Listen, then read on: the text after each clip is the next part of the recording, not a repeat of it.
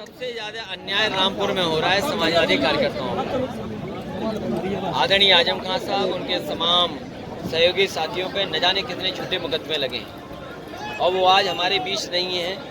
कहीं न कहीं प्रशासन ने फंसाया है और सरकार के इशारे पर तमाम झूठे मुकदमे लगे हैं। हमें न्यायपालिका पे भरोसा है कि न्यायपालिका से आदरणीय आजम खान साहब उनके साथी और परिवार को न्याय मिलेगा। इतना लेट कैसे हो गया सर? लगातार समाजवादी पार्टी लड़ रही है और लड़ती रहेगी।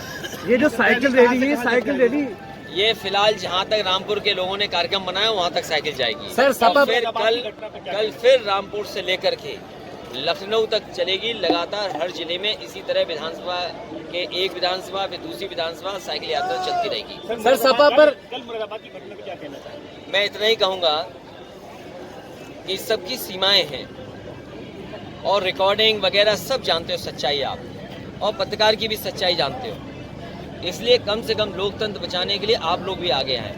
सर सपा पर भी लगातार आरोप लगे हैं कि आजम खान वाले मामले में ज्यादा बोले नहीं है।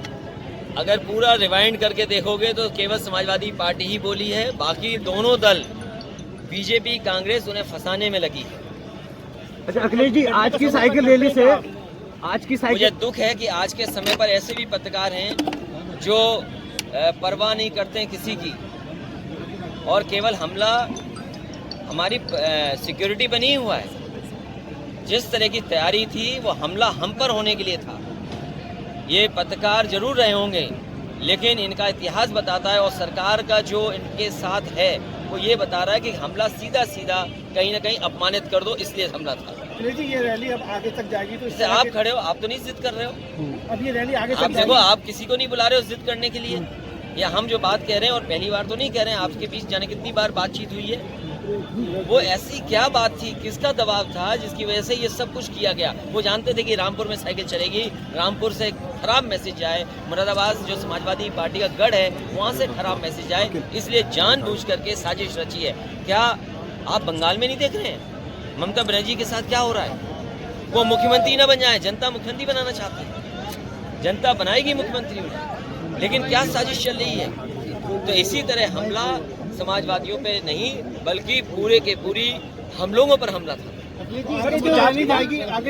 अब प्रशासन जांच इसलिए करे कि लिफ्ट की लाइट गई, लिफ्ट में हम फंसे रहे, आखिरकार लाइट क्यों गई और लिफ्ट में क्यों बंद रहे, और उसके बाद जिस तरीके का तमाशा हुआ या प्रेस ने जिस तरीके का, एक दो लोगों ने, सबने नहीं, एक दो लोग कहां से आए जो पूरे माहौल को बिगाड़ना चाहते थे। क्योंकि सिक्योरिटी हम पे भी है और प्रशासन को कम से कम ये बात साफ करनी चाहिए कि आखिरकार जिम्मेदारी किसकी थी, सिक्योरिटी होनी चाहिए वहाँ पर। लिफ्ट में कितने टाइम तक फंस रहे? हाँ, कम से कम 5 मिनट। आगे रैली जाएगी तो इस तरह क्या संदेश देना चाहते हैं कई और जिलों में?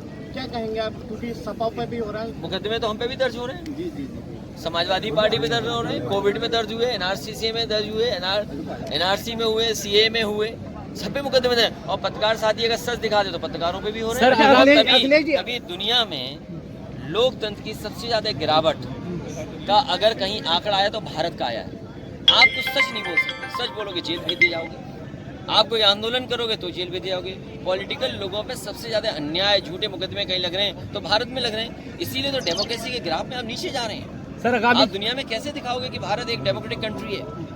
2022 में ईवीएम पर क्या कहेंगे सर? खतरा है 2022 खतरा नहीं, और इससे भी ज्यादा खतरा है, क्योंकि जैसे जैसे चुनाव करीब आएगा भारतीय जनता पार्टी और सरकार के लोग हमला कराएंगे। सर आगामी चुनाव में सर